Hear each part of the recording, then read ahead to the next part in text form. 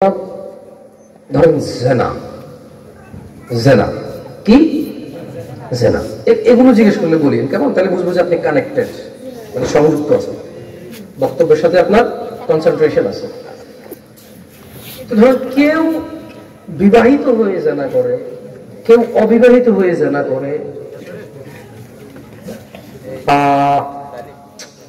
কেউ জেনাকে জেনা মনে করতেছে না, অথবা কেউ এই পর্যন্ত জেনা মনে করে না, এরপরে জেনা মনে করে, আবার কেউ মনে করতেছে যে বিয়ে তো করবোই, ওকে সোয়েটস ওকে, পরে ঠিক হয়ে যাবে, হালাল করে নেবে বলে অনেকে।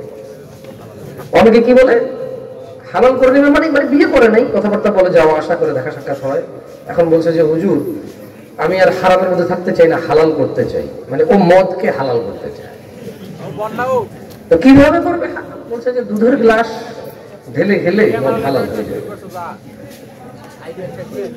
তো এখন ওকে আমরা বুঝাতে অক্ষম, এটা আমাদের অদক্ষতা হয়তো, বা আমাদের হয়তো আন্ডারস্ট্যান্ডিং লেভেলটা ম্যাচ করে নাই। মানে ও যে মানে আমার যারা শ্রোতা, হয়তো আমি তাদের ইমোশনটা বুঝতেছি না, অথবা আমি তাদের সাইকোলজি বুঝতেছি না, মেন্টালিটি বুঝতেছি না। এখন আমি ওকে বুঝাইতে পারতেছি না যে বিয়ে করে ফেললে এটা হালাল, হারামটা হালাল হয় নাই, হালাল দিছে, কারণ বিয়ে হালাল, বিয়ে বৈধ, হারাম হালাল হয়ে যায় না, হারাম হালাল হয়ে যায় না। একটা মেয়ে তুমি বিয়ে না করে কথা বললে হারাম, ওই মেয়েটাকে বিয়ে করে ফেললে আগে বলছো কেমন আছো গুনাহ হয়েছে, এখন বলছো কেমন আছো গুনাহ হয় না, বাট আগের কেমন আছো হালাল হয়ে যাবে না, আগেরটা আগের জায়গায় রয়ে গেছে, ওটার জন্য তওবা করতে হবে, ফিরে আসতে হবে, ওটাকে হালাল করে ফেলা মনে করা যাবে না। এখন মানে ইট ইজ মানে আমাদের কি বলে এটাকে অসম্পূর্ণতা হয়তো, বা আমাদের অদক্ষতা।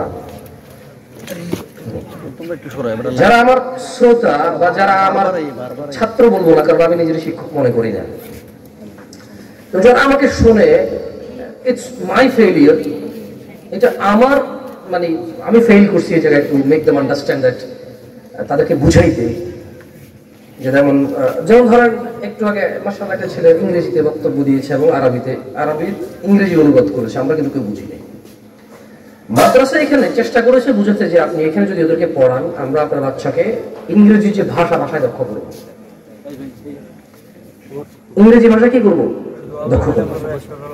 এখন ধরেন একজন লোক ইংরেজি পারে, আরেকজন লোক ইংরেজিতে এমন কথা বলে যেগুলো অর্থ বহন করে, যেগুলো কি করে অর্থ বহন করে, সমাজ সংশোধন করে, বিশৃঙ্খলতাকে শৃঙ্খলায় নিয়ে আসে, উদ্ভাবনী কিছু হয়, ওটা হচ্ছে নলেজেবল কথা। আর এটা হচ্ছে ইংরেজিতে আমেরিকার ম্যাথমুচি ইংরেজি বলে, ইটস জাস্ট আ ল্যাঙ্গুয়েজ, এটা হচ্ছে ভাষা, ঠিকই ভাষা। কেরালার মানুষ কেরালা বলবে, হিন্দি মানুষ হিন্দি বলবে, বাঙালি বাংলা বলবে, ইংরেজিরা ইংরেজি বলবে, এটাতে কারো শিক্ষার পরিচয় হয় না। বাট এইখানে মাদ্রাসায় ওনারা বোঝানোর চেষ্টা করেছে যে যদি আপনার বাচ্চা এখানে আসে, হাদিস কোরআন শিখবে, এটার অনুবাদটা সে চাইলে সারা বিশ্বব্যাপী দাওয়াত প্রচার করতে পারবে, শুধু বাংলা ভাষায় সীমাবদ্ধ থাকবে না। এটা কেমন, এটা বোঝানোর জন্য আপনাদেরকে এটা রোল প্লে করছে, কোনো কিছু না।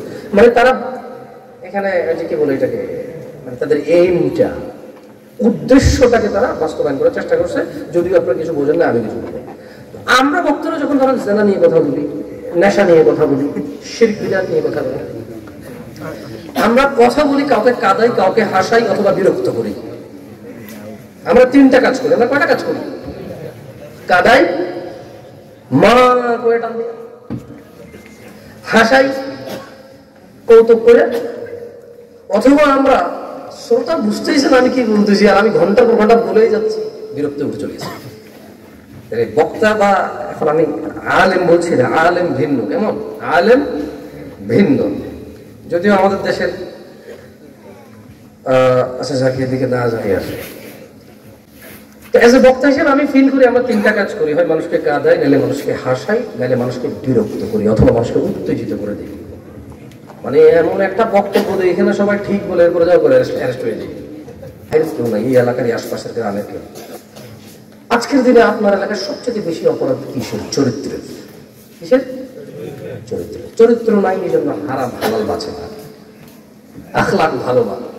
এই জন্য কি গান গায়ে টাকা কামায়, নাকি নাচ করে টাকা কামায়, নাকি বিয়ের ডেলিভারি দিয়ে টাকা কামায়, নাকি বিয়ের দোকান দিয়ে টাকা কামায়, নাকি ওই যে মিউজিক সিডি বানায় টাকা বানায়, নাকি বিয়ে বাড়িতে গায়ে হলুদের অনুষ্ঠানে গান বাজনা বাজায় নাইচা টাকা কামায়?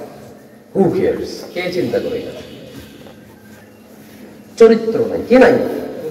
আখলাক নাই। একটু চিন্তা করে দেখেন তো, অধিকাংশ মেয়ের বিয়েতে বিয়ের জন্য ভালো পাত্রের অফার আসার পরেও কেন বিয়ে হচ্ছে না? কারণ যে আপনার বাড়িতে বিয়ের প্রস্তাব নিয়ে এসে সে এই গ্রামে তার কোনো না কোনো খালু, মামা, দুঃসম্পর্কের ফুফা, ফুফি, খালতো ভাই, খালতো থাকে। খোঁজ খবর নেওয়ার পর বলে যে না, এত নাই ছিল। প্রায় সব ঠিক, প্রায় কি সব ঠিক। শেষ পর্যন্ত রিপোর্টটা কি যায়, বলে যে ড্যাশ করেছে, অমুকে জান্নাতে যাবে না, পেট লাগায় খালি নাড়ামি করে, আমগো ভাইয়ের নামে খারাপ করেছে। মানে সবই ঠিক আছে, সবই মানলাম, কিন্তু বিয়েটা হয়ে যেত, হয় না কেন? ছেলে পক্ষকে এন্ড টাইমে শেষ সময় কেউ একজন বলছে যে মেয়ের সম্পর্ক ছিল। কিছুক্ষণ কথা বলে অশ্লীলতা নিয়ে কথা বলে চলে যায়, কেমন অশ্লীলতা। এখন ধর বোরখার বিষয় যদি আসে, কি বিষয়ে? তাহলে এর আগে চলে আসতে হবে প্যান্ট শার্টের বিষয়, 3 কোয়ার্টার 2 কোয়ার্টার প্যান্ট। মানে কি বলবো, ভাষা রাস্তা করলে ছেলেরা মনে করে যে তাদের পর্দা নাই, তাদের কি নাই? পর্দা নাই। মেয়েদেরই কি আছে? পর্দা আছে। আর কারো কি নাই? পর্দা নাই। এখন পর্দা এদেশে স্ত্রীলিঙ্গ। পর্দা শুনি, এ নাম কি ছেলে না মেয়ে? রুবি, এ নাম কি ছেলে না মেয়ে? তারপর হচ্ছে কি শাহেদা, ছেলে না মেয়ে? তারপর হচ্ছে রিনা, ঝিনুক, কি কি নাম আছে ভাই দেখে, রনক, মেয়ে। এই পর্দাটা এরকম একটা মেয়ে নামের মতো হয়ে গেছে। মানে আপনাকে যদি বলা হয় বলো তো আয়েশা কি ছেলে না মেয়ে, সবাই বলবে কি? এখন যদি বলা হয় পর্দার বিষয়ে কথা বলবো, সবাই ধরে নিবে এখন মেয়েদেরকে বলা হবে, কারণ পর্দা স্ত্রীলিঙ্গ। পর্দা কি? পর্দা কি স্ত্রীলিঙ্গ?